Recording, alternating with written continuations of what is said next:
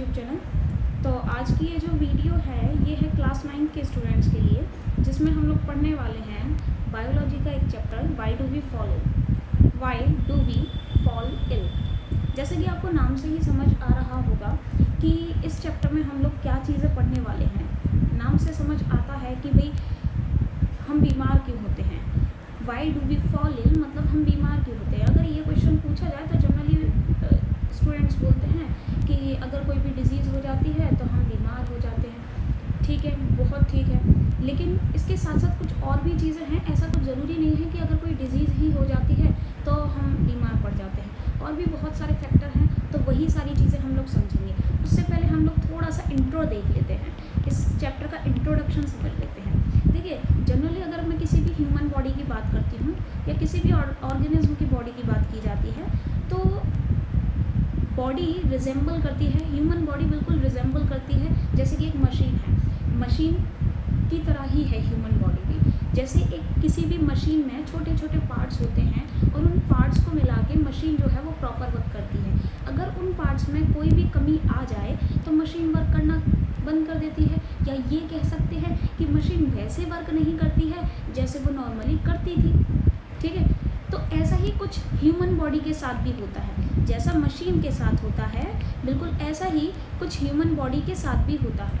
ठीक है, human body का भी सेम केस है। ह्यूमन बॉडी का भी सेम केस है। हमारी बॉडी में बहुत सारे ऑर्गन सिस्टम हैं और वो ऑर्गन सिस्टम ऑर्गन से बने हैं और ऑर्गन टिश्यू से बने हैं और टिश्यू सेल से बने हैं। तो ये इस तरीके से जो सीरीज़ है, ये पूरी सीरीज़ के हिसाब से सारी चीज़ें चलती हुई आ रही हैं। अगर इनमें से कोई भी चीज़ प्रॉपर वर्क करना बंद कर देती है, या मैं सिंपल वर्ड्स में कहूँ कि हमारी बॉडी का अगर एक भी ऑर्गन प्रॉपर वर्क करना बंद कर देता है, उसमें कोई भी कमी आ जाती है, तो हमारी बॉडी प्रॉपर फंक्शनिंग नहीं करती है। जो नॉर्मल फंक्शनिंग उसकी चल रही थी वो वैसे वर्क नहीं करती है, उसमें प्रॉब्लम आने लग जाती है। ठीक है, तो यही कुछ फैक्टर हैं जो कि इलनेस कॉज करते हैं। अब फॉर एग्ज़ाम्पल के लिए हम लोग एक छोटा सा एग्जाम्पल समझते हैं जो कि एनसीईआरटी में दिया हुआ है बाकायदा, जिसके हिसाब से अगर हमारी किडनी यूरिन फॉर्मेशन करती है, बट वो यूरिन में फिल्ट्रेशन नहीं हो रहा है, मतलब जो वेस्ट निकलते हैं यूरिन के थ्रू वो वेस्ट पूरे तरीके से नहीं निकल पा रहे हैं, जिसकी वजह से उनका अनवांटेड पार्टिकल्स का एक्यूमुलेशन हो जाता है ब्रेन में। और जब ब्रेन में उनका एक्यूमुलेशन हो जाता है, बॉडी वेस्ट का एक्यूमुलेशन ब्रेन में हो जाता है, तो ऐसे केस में आ जाती है मेंटल रिटार्डेशन। ठीक है, दिमागी हालत ठीक नहीं होती है। तो ये सारी चीज़ें हैं जो हमें इस चैप्टर में समझनी है कि ऐसा होता क्यों है। ओके, तो उससे पहले हम लोग समझते हैं कि ये हेल्थ क्या चीज़ है। मैं ऐसा क्यों बोल रही हूँ कि हेल्थ ठीक नहीं रहती है, ऐसा क्यों बोला जा रहा है। तो सबसे पहले हम लोग समझते हैं हेल्थ के बारे में। हेल्थ के लिए आपको 3 एस्पेक्ट याद रखने हैं। हेल्थ के लिए आपको 3 एस्पेक्ट याद रखने हैं। हेल्थ एक ऐसी स्टेट है जिसमें कि कोई भी person physically, mentally and socially fit होना चाहिए। अगर कोई भी person physically, mentally and socially fit है, देन हम बोल सकते हैं कि उसकी हेल्थ अच्छी है। और अगर इनमें से एक भी एस्पेक्ट इधर उधर हुआ, मतलब एक भी एस्पेक्ट अगर फिट नहीं है, तो हम कह सकते हैं कि उसकी बैड हेल्थ है। जैसे कि फिजिकली हेल्थ की अगर हम बात करते हैं, जैसे कि इस वाली फिगर में आप देख सकते हैं, यहाँ पर फीवर शो हो रहा है, वही फीवर आया हुआ है इसको, और या फिर कोल्ड हो गया है किसी को फीवर हो गया है या कोल्ड हुआ है, देन वो फिजिकली फिट नहीं है। या पैर में स्ट्रेन आ जाता है, जनरली रनर्स वगैरह के पैर में स्ट्रेन आ जाता है, या थोड़ा सा बोन फ्रैक्चर हो गया है, देन फिजिकली फिट नहीं है वो। ठीक है, मेंटली फिट ना होने का मतलब क्या है, ये मेंटली एस्पेक्ट क्यों ले रहे हैं। देखिए, काफ़ी बार ऐसा होता है कि पर्सन फिजिकली फिट होते हैं, सब कुछ ठीक है, लेकिन वो मेंटली फिट नहीं है, उनको किसी ना किसी चीज़ का स्ट्रेस है। काफ़ी बार ऐसा होता है कि लोग स्ट्रेस में होते हैं, डिप्रेशन में होते हैं, या इमोशनली वीक होते हैं बहुत ज़्यादा। तो ऐसे पर्सन को भी मेंटली फिट नहीं बोला जाता, ऐसे पर्सन को भी इल बोला जाता है, मतलब बैड हेल्थ बोला जाता है ऐसे पर्सन को। ठीक है, कि इनकी भाई हेल्थ कैसी है, बैड हेल्थ है। क्यों, ये देखने में तो बिल्कुल ठीक लग रहे हैं, फिजिकली तो ठीक है, इनको फीवर भी नहीं है, कोल्ड भी नहीं है, तो ऐसा क्या है, ऐसा है डिप्रेशन या स्ट्रेस।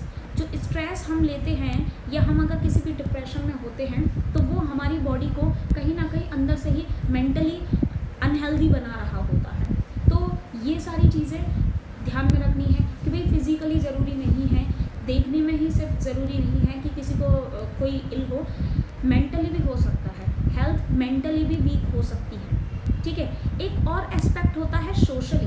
देखिए सोशली का सिंपल सा रीज़न है कि आपका इंटरेक्शन लोगों के साथ कैसा है, आपका बिहेवियर लोगों के साथ कैसा है, ये कहलाता है सोशली। आपका लोगों के साथ बिहेवियर अच्छा नहीं है, मतलब कहीं ना कहीं आप सोशली फिट नहीं हो, आपका इंटरेक्शन लोगों के साथ अच्छा नहीं है, मतलब आप सोशली फिट नहीं हो। तो हेल्थ एक ऐसी कंडीशन है या एक ऐसी स्टेट है जिसमें आपको ये तीनों एस्पेक्ट देखने पड़ते हैं। ये तीनों एस्पेक्ट अगर ठीक है तब हम उसे बोलेंगे कि भाई इस पर्सन की हेल्थ तो अच्छी है। और अगर इनमें से कोई भी एक भी स्ट्रेस, एक भी हेल्थ के एस्पेक्ट में वेरिएशन आता है, देन हम बोल देंगे कि भाई ये पर्सन जो है ये अनकंफर्टेबल जोन में है। अनकंफर्टेबल जोन का मतलब है, अनकंफर्टेबल जोन का मतलब है कि इसको इलनेस है। ठीक है, इलनेस या बैड हेल्थ है इसकी। ओके, तो ये थी बात हेल्थ की। अब हम थोड़ा सा आगे की तरफ बढ़ते हैं कि हेल्थ और डिजीज़ में क्या डिफरेंस है। तो देखिए हेल्थ में हम सारे एस्पेक्ट ले रहे थे कि तीनों एस्पेक्ट होने चाहिए। डिजीज़ के केस में ये चीज़ नहीं है। डिजीज़ आप उस कंडीशन को बोल सकते हो, डिजीज़ कोई भी वो कंडीशन हो सकती है जिसमें डिजीज़ एक वो कंडीशन है जिसमें बॉडी को प्रिवेंट किया जाता है कि वो नॉर्मली फंक्शनिंग ना करे या नॉर्मली वर्क ना करे। जैसे कि हमें अगर कोई डिजीज़ नहीं है तो हमारी बॉडी प्रॉपर फंक्शनिंग कर रही है, हमारा ध्यान है पूरा का पूरा बॉडी की तरफ, हमारे वर्क की तरफ। लेकिन जब भी किसी पर्सन को डिजीज़ हो जाती है तो वो एक ऐसी कंडीशन होती है जिसमें हमारी बॉडी या हमारा जो माइंड है वो बॉडी को नॉर्मल फंक्शनिंग करने से या नॉर्मल वर्क करने से रोकता है। जैसे कि फॉर एग्ज़ाम्पल अगर किसी पर्सन को कोल्ड है, अगर किसी पर्सन को कोल्ड है तो कोल्ड के केस में क्या होता है, कोल्ड के केस में आपने देखा होगा कि अगर हम स्टडी करने बैठते हैं तो हमारा फोकस नहीं बनता है। स्टडी करने बैठते हैं तो हमारा फोकस नहीं बनता क्योंकि ध्यान हमारा किसकी तरफ होता है, ध्यान हमारा होता है उसकी वजह से होने वाले जितने भी डिस्ट्रैक्शन हैं उनकी तरफ। तो बस यही है, डिजीज़ एक ऐसी कंडीशन है जिसके द्वारा हमारी बॉडी को या हमारे माइंड को रोका जाता है कि वो नॉर्मल वर्क ना करे। वो जिस तरीके से नॉर्मल वर्क कर रही थी डिजीज़ ना होने से पहले वैसे वर्क नहीं करती है और हम डिस्ट्रैक्ट हो जाते हैं। तो बिल्कुल यही सारी चीज़ें हैं और इसके लिए आप देख सकते हैं hence malfunctioning of the body is called disease. इसीलिए हम बोल सकते हैं कि मेल फंक्शनिंग भी डिजीज़ कॉज कर सकता है। मेल फंक्शनिंग ऑफ बॉडी की मेल फंक्शनिंग को डिजीज़ बोला जा सकता है। ठीक है, ये किसी भी रीज़न की वजह से हो सकती है डिजीज़, पैथोजन की वजह से भी हो सकती है। ओके, नेक्स्ट बात करते हैं कॉजेज़ ऑफ डिजीज़। कॉजेज़ समझते हैं कि डिजीज़ हो किसकी वजह से है। कॉजेज़ क्या है, तो देखिए कुछ तो हैं इमीडिएट कॉजेज़, कुछ हैं इमीडिएट कॉजेज़ और कुछ हैं कॉन्ट्रीब्यूटरी कॉजेज़। इमीडिएट कॉजेज़ मतलब जो एकदम से आपको देखने को मिलेंगे, जो एकदम से असर करेंगे। कुछ कॉन्ट्रीब्यूटरी कॉजेज़ हैं जो कि योगदान देते हैं, अपना डिजीज़ करवाने में योगदान देते हैं, उनको कॉन्ट्रीब्यूटेड कॉजेज़ बोला जाता है। जैसे कि आप देख सकते हैं immediate causes disease due to pathogen. अगर पैथोजन की वजह से डिजीज़ हो रही है, अगर डिजीज़ पैथोजन की वजह से हो रही है देन हम बोल सकते हैं कि ये हैं इमीडिएट कॉज। अब पैथोजन कोई भी हो सकता है, वायरस भी हो सकता है, बैक्टीरिया भी हो सकता है, फंजाई भी हो सकता है। ये कुछ पैथोजन्स हैं। बहुत सारे माइक्रोब्स हैं, उन माइक्रोब्स की वजह से हो सकता है। माइक्रोब्स में जैसे कि वायरस है, बैक्टीरिया है, फंजाई भी माइक्रोब्स में एक होती है। तो ये कुछ इमीडिएट कॉजेज़ हैं। कुछ कॉन्ट्रीब्यूटरी कॉजेज़ भी होते हैं। कॉन्ट्रीब्यूटेड कॉजेज़ जो कि डिजीज़ करवाने में मदद करते हैं, जैसे कि डिजीज़ इम्प्रॉपर सैनिटेशन की वजह से भी हो सकती है। इम्प्रॉपर सैनिटेशन मतलब सफाई वगैरह नहीं है कहीं, जैसे आपने देखा है कि रोड साइड कचरा अगर डला हुआ है, हमारे घर के आसपास पानी भरा हुआ है, देन ये है इम्प्रॉपर सैनिटेशन। ठीक है, आप अच्छे से काफ़ी बार देखा होगा बच्चे अच्छे से हाथ नहीं धोते हैं, बिना हैंड वॉश किए हुए खाना खा लेते हैं, ये इम्प्रॉपर सैनिटेशन में ये भी आता है। ठीक है, कोई भी सफाई नहीं है आसपास, या आप खाना खाने से पहले या कपड़े गंदे हैं, ये सारी चीज़ें इम्प्रॉपर सैनिटेशन में आती हैं। इसको उसके बाद बात आती है इम्प्रॉपर डाइट की।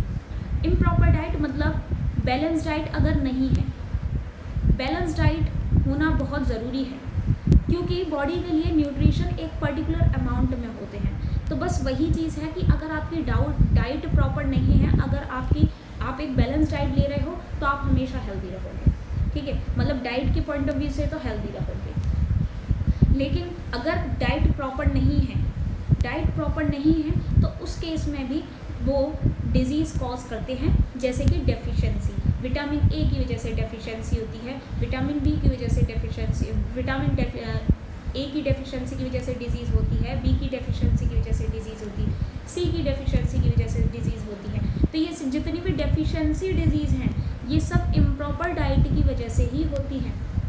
ओके, देन उसके बाद है कंटेमिनेटेड वाटर या फूड कंटेमिनेटेड है या वाटर कंटेमिनेटेड है। कंटेमिनेटेड का मतलब है कि उस पर कोई जर्म्स वगैरह बैठ गए हैं, जैसे काफ़ी बार खाने पे मक्खी बैठ जाती हैं, तो वो क्या है, वो कंटेमिनेटेड फूड है। पानी खुला हुआ रखा है, कंटेमिनेटेड वाटर कहलाएगा, क्योंकि उसमें कोई भी जर्म्स आ सकते हैं, मक्खी वगैरह बैठ जाती हैं, तो वो सब कंटेमिनेटेड वाटर कहलाएगा। स्ट्रेसफुल लाइफ, जैसा कि अभी मैंने बताया कि अगर स्ट्रेस है किसी पर्सन को, अगर किसी पर्सन को स्ट्रेस है तो वो भी डिजीज़ करवाने में मदद करेगा। स्ट्रेसफुल अगर लाइफ है, अगर आप स्ट्रेस रखते हो या डिप्रेशन में हो, स्ट्रेस है, तो वो कॉन्ट्रीब्यूटरी कॉज है, क्योंकि वो डिजीज़ करवाने में मदद करेगा। स्ट्रेस की वजह से ही डिप्रेशन होता है, डिप्रेशन या बहुत सारी डिजीज़ेज़ हैं जो कि इनकी वजह से ही होती हैं, ठीक है। तो ये थे कुछ इमीडिएट कॉज और कॉन्ट्रीब्यूटरी कॉजेज़। देन उसके बाद हम लोग बात करते हैं क्लासिफिकेशन ऑफ डिजीज़ की। क्लासिफिकेशन ऑफ डिजीज़ को यहाँ पे क्लासीफाई करके एक चार्ट फॉर्म में लिखा हुआ है, क्योंकि जैसे कि आप लोगों ने काफ़ी बार सुना होगा, हम बोलते हैं डिजीज़ कितनी टाइप की हैं, डिजीज़ इन्फेक्शियस, नॉन इन्फेक्शियस, लेकिन वहीं पर किसी दूसरी बुक में या किसी दूसरी जगह पे हमें पढ़ाया जाता है डिजीज़ कितने टाइप की हैं, एक्वायर्ड हैं, कॉन्जेनाइटल है। तो समझ ही नहीं आता है बच्चों के कि ये हो क्या रहा है, कभी बोलते हैं इन्फेक्शियस नॉन इन्फेक्शियस है, कभी बोलते हैं कॉन्जेनाइटल एक्वायर्ड है। तो बेटा डिजीज़ के टाइप बहुत हैं, लेकिन वो बेसिस के हिसाब से हैं। किसके हिसाब से, बेसिस के हिसाब से, ओके, कि किस आधार पर हम बोल रहे हैं कि डिजीज़ के ये 2 टाइप हैं या डिजीज़ के ये 2 टाइप हैं। इसीलिए यहाँ पे इस चार्ट में मैंने बेसिस लिखा हुआ है। तो जब भी आपसे पूछा जाएगा कि डिजीज़ के कितने टाइप हैं, तो आप एक चीज़ ध्यान में रखोगे कि किस बेसिस पे पूछा जा रहा है हमसे, आधार क्या है, किस आधार पे हमें ये 2 टाइप पूछे जा रहे हैं या इस डिजीज़ के टाइप पूछे जा रहे हैं, ठीक है। तो आप लोग को बेसिस याद रखना है, जैसे कि आप देख पा रहे होंगे on the basis of time के बेसिस पर 2 तरीके की डिजीज़ हैं, एक्यूट एंड क्रॉनिक। टाइम के आधार पर, समय के आधार पर कितना समय लगता है या कितने समय के लिए है डिजीज़, उस बेसिस पे एक्यूट और क्रॉनिक डिजीज़ है। वहीं पे on the basis of mode of transmission के बेसिस पे 3 तरीके की डिजीज़ हम लोग को पढ़नी है, होती और भी हैं बट पढ़नी हमें ये 3 ही हैं, airborne disease, waterborne disease, sexually transmitted disease. ये 3 टाइप्स हम लोग को पढ़ने हैं on the basis of transmission मतलब फैलने के बेसिस पे, ट्रांसमिट कैसे होती है उस बेसिस पे। Infection on the basis of infection 3rd type है। पहला टाइप था on the basis of time, दूसरा टाइप था on the basis of mode of transmission, 3rd है on the basis of infection. Infection के आधार पर अगर इन्फेक्शियस है वो डिजीज़, अगर इन्फेक्शन हो रहा है एक पर्सन से दूसरे पर्सन में जा रहा है, then it is said to be infectious disease. और अगर एक पर्सन से दूसरे पर्सन में नहीं इन्फेक्शन कॉज कर रहा तो उस केसेस में नॉन इन्फेक्शियस डिजीज़ होती है। अगर फैल रही है डिजीज़ तो इन्फेक्शियस डिजीज़ फैलती नहीं है, एक से दूसरे पर्सन में नहीं जा रही है, देन नॉन इन्फेक्शियस। जैसे कि डेफिशिएंसी डिजीज़ होती है, विटामिन सी की वजह से स्कर्वी होती है। एक पर्सन को स्कर्वी हुई तो वो उसके अंदर क्यों हुई है, क्योंकि विटामिन सी की कमी से हुई है, उसने डाइट में विटामिन सी नहीं ली। तो ऐसा कभी नहीं होगा कि बगल में जो पर्सन बैठा हुआ है उसको भी विटामिन सी की स्कर्वी हो जाएगी, विटामिन सी डेफिशिएंसी मतलब स्कर्वी हो जाएगी, ऐसा बिल्कुल नहीं है, क्योंकि ये डेफिशिएंसी डिजीज़ है, फैलती नहीं है। ओके, इन्फेक्शियस डिजीज़ वो डिजीज़ होती हैं जो कि फैल जाती हैं, जैसे कि एयरबॉर्न डिजीज़ भी इन्फेक्शियस डिजीज़ में ही आती है। अगर कोल्ड है तो कोल्ड भी काफ़ी बार फैल जाता है, तो ये सारी चीज़ें इन्फेक्शियस डिजीज़ है। और ये एयरबॉर्न डिजीज़ मतलब जो हवा से फैलती हैं, वाटर बॉर्न डिजीज़ जो कि पानी से फैल रही हैं, सेक्शुअली ट्रांसमिटेड डिजीज़ जो कि सेक्शुअली मेटिंग की वजह से फैलती हैं, सेक्सुअल कॉन्टैक्ट की वजह से फैलती हैं, उनको बोला जाता है सेक्शुअली ट्रांसमिटेड डिजीज़। ये टाइप हैं तीनों हमने देखे, on the basis of time देख लिया, on the basis of transmission, on the basis of infection. Fourth जो हमें पढ़नी है वो है on the basis of inheritance के बेसिस पे, आनुवंशिकी तौर पे, मतलब एक जनरेशन से दूसरी जनरेशन में जा रही हैं या नहीं, मतलब पेरेंट से उसके यंग वन में पहुंच रही है डिजीज़ या नहीं। अगर पेरेंट से उसके यंग वन में डिजीज़ आई है then it is said to be acquired disease. तो उस डिजीज़ को बोला जाता है एक्वायर्ड डिजीज़।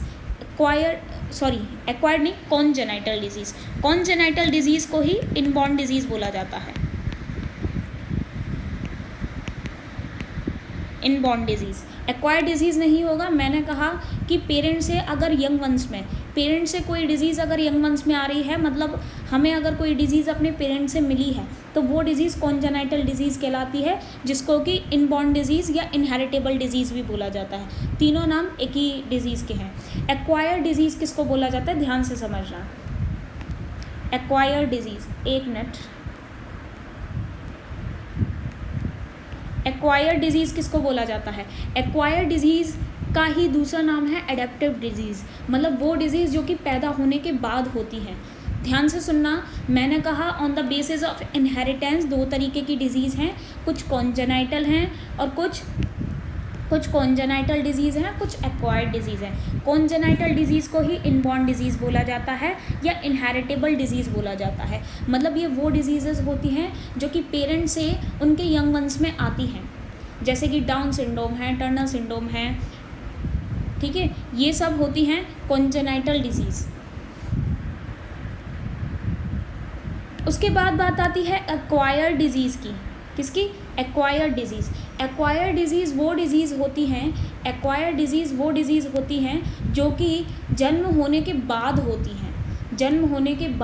हैं, मतलब पेरेंट से इनहेरिटेड नहीं है, पेरेंट से नहीं आई हैं, पैदा होने के बाद जो डिजीज़ हुई हैं वो सारी डिजीज़ एक्वायर्ड या एडेप्टिव डिजीज़ कहलाती हैं।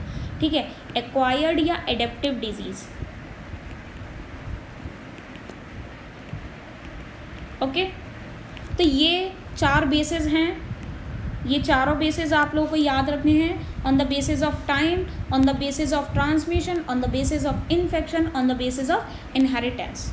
ओके, नेक्स्ट हम लोग स्टार्ट करते हैं फर्स्ट वाले टाइप से, on the basis of time. On the basis of time से स्टार्ट करते हैं। तो जैसा कि यहाँ पे लिखा हुआ है, on the basis of time disease are of 2 types. Disease के 2 टाइप होते हैं। First is acute disease, second is chronic disease. Acute disease समझते हैं, ये एक्यूट डिजीज़ क्या है? Acute disease, the disease which last for a short period of time is called acute disease and the disease which last for a long period of time is called chronic disease. देखिए 2 तरीके की disease है on the basis of time. Time के आधार पे 2 तरीके की disease, acute और chronic. Acute disease वो डिजीज़ होती हैं जो कि कुछ समय के लिए होती हैं और फिर सही हो जाती हैं, उन डिजीज़ को बोला जाता है एक्यूट डिजीज़। जैसे कि कोल्ड, फीवर, ये कुछ समय के लिए होती हैं। कोल्ड आज है, ज़्यादा से ज़्यादा 2-3 दिन में सही हो जाएगा, उसके बाद नहीं हुआ तो आप मेडिसिन लोगे देन सही हो जाएगा। ऐसा नहीं है कि आज हो गया तो ज़िंदगी भर रहेगा ही रहेगा, ऐसा बिल्कुल नहीं है कोल्ड के केस में। सेम फीवर का है, फीवर आज है 2-3 दिन में, 4-5 दिन में सही हो जाएगा, मेडिसिन लेंगे तो मतलब सही हो जाएगा, ज़िंदगी भर के लिए नहीं है, लाइफ टाइम के लिए नहीं है। तो ऐसी डिजीज़ कहलाती हैं एक्यूट डिजीज़, जो कि कुछ समय के अंदर ही ख़त्म हो जाती हैं। जो डिजीज़ कुछ समय के अंदर ही ख़त्म हो जाती हैं, शॉर्ट पीरियड के लिए ही ख़त्म हो जाती हैं, उनको बोला जाता है एक्यूट। एक्यूट का मतलब ही होता है छोटा, तो शॉर्ट पीरियड के लिए जो डिजीज़ होती हैं उनको बोला जाता है एक्यूट।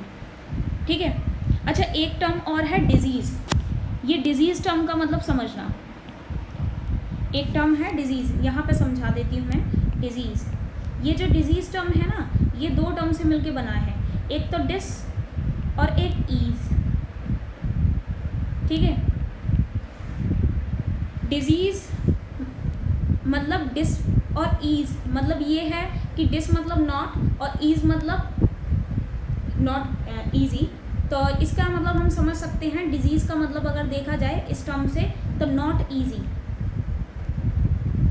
नॉट ईजी मतलब एक ऐसी कंडीशन जो कि ईजी नहीं है, तो उसको डिजीज़ बोला जाता है। जैसा कि भी मैंने बताया था कि अगर किसी भी पर्सन को डिजीज़ होती है तो उसको कुछ भी सही नहीं लगता, या ये कह सकते हो वो नॉर्मल जैसे फंक्शन करता था, नॉर्मल वर्क करता था, वैसे वर्क नहीं करेगा।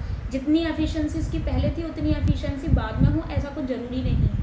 और वो नॉर्मल वर्क कर रहा होता है, वैसा नॉर्मल वर्क नहीं कर पाता है, तो इसी को बोला जाता है नॉट ईजी या नॉट प्रॉपर बोल सकते हैं। सो एक्यूट डिजीज़ समझ ही गए आप लोग कि वो डिजीज़ जो कि कुछ थोड़े समय के लिए होती हैं और फिर सही हो जाती हैं, जैसे कि हमने देखा common cold, mild fever etcetera. Okay, example बहुत इंपॉर्टेंट होते हैं, एग्जाम्पल आप याद रखें और इनमें डिफरेंस पूछे जाते हैं, तो आप लोग को डिफरेंस पता होने चाहिए। Next, chronic disease. Chronic disease वो डिजीज़ होती हैं जिनको सही होने में बहुत समय लगता है और काफ़ी बार सही हो भी नहीं पाती हैं, ठीक है। Disease which last for a long period of time, वो डिज़ीज़ जो कि लंबे समय तक रहती हैं, वो डिज़ीज़ जो कि लंबे समय तक रहती हैं, उन डिज़ीज़ को बोला जाता है क्रॉनिक डिज़ीज़। इनमें से कुछ डिज़ीज़ ऐसी भी हैं जो कि सही होती भी नहीं है, ओके। जैसे कि ट्यूबरक्लोसिस जिसको टीबी बोला जाता है, एड्स जो कि HIV की वजह से होती है, और डायबिटीज़। जैसे कि आप लोगों को पता है डायबिटीज़ का, एड्स का काफ़ी बार सही नहीं होती है, डायबिटीज़ भी सही नहीं होती है, एक इनहेरिटेबल डिजीज़ है वैसे भी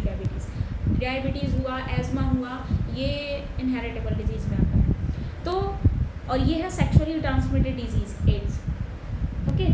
तो मतलब कहने का मतलब सिंपल ये है कि क्रॉनिक डिजीज़ वो डिजीज़ हैं जो कि बहुत लंबे समय तक रहती हैं, ठीक है। Disease which last for a long period of time is called chronic disease, for example tuberculosis, AIDS, diabetes etcetera, okay.